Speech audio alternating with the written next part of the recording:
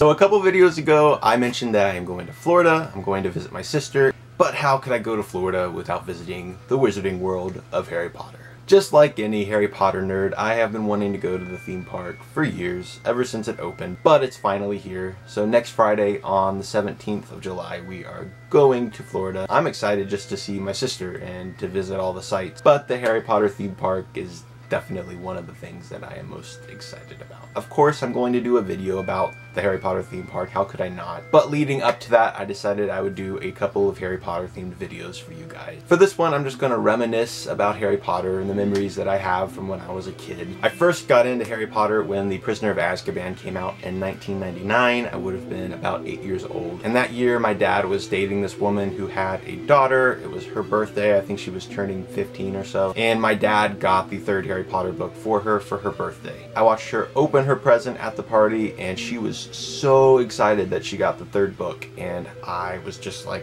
what is this book? I must look into this. So I asked my dad about it, and he said, oh, Cameron, those books are for much older readers. You would never be able to read that on your own. So for the next few months, every time I went to Kroger with my dad, and for those of you who don't know what Kroger is, it's just a grocery store that's here in the US. But every time I went to that store, I would see the Harry Potter and the Prisoner of Azkaban book on display, and I would just pick it up and hold it in my hands and marvel at its beauty. And I would ask my dad over and over, can I please have this book? He kept insisting that I was too young and that it was the third book in the series, so I didn't need that one yet anyway. Finally, after about 2 months of drooling over this book, my dad finally agreed that he would get me the first book in the series. So we went to this bookstore. I think it was called Little Progressor's Bookstore. I can't remember. I can't even remember if it was an indie bookstore or not. It was just a really cool bookstore, and then they closed down, which was sad. So when we got to the car, my dad was like, now Cameron, you gotta be very careful with this book. It is very expensive. It was the paperback. It cost $5.99. But for some reason, I didn't realize that, and I just thought I was holding a gold mine in my hands. My dad just started reading the book to me. He would read a chapter to me here and there. But naturally, my dad actually had trouble reading it. He said he was having trouble with the big words, so we wound up not reading it as often. Finally, after a couple of months, we were only on chapter 3, so I was just like, you know what?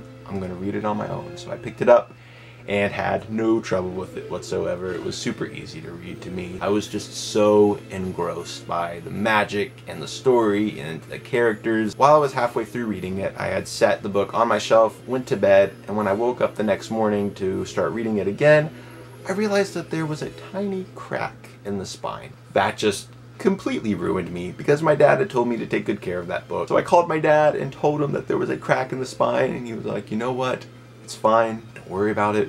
It's all right. And after that, the book just seemed to kind of disintegrate. It just fell apart. I still have that same copy. It's not with me, but I'll show it to you guys in another video. But the fifth book, Harry Potter and the Order of the Phoenix, is where it got really exciting for me. I believe I was probably 12 when that book came out, so I was starting to catch up to Harry Potter in age. When Harry Potter and the Order of the Phoenix came out, I went to this big event at my local library. There were tons of kids and teenagers and adults there who were all dressed up as characters from the story. There were puppet shows and costume contests and all kinds of cool Harry Potter events going on. Then there was this big countdown till midnight, and they started handing out the books to everybody, and it was just great to finally hold the fifth book in my hands and know that I'd be able to go home and read it. By the time the sixth and seventh books came out, I was already pretty much caught up with Harry and age. I was able to relate to everything that was going on, and it just made finishing the series all that more emotional. In terms of the movies, I remember going and seeing the first movie the first day it came out in theaters. I think I was 11 when that came out, so I was the exact same age as Harry then as well. It was just a great time, and Harry Potter made my childhood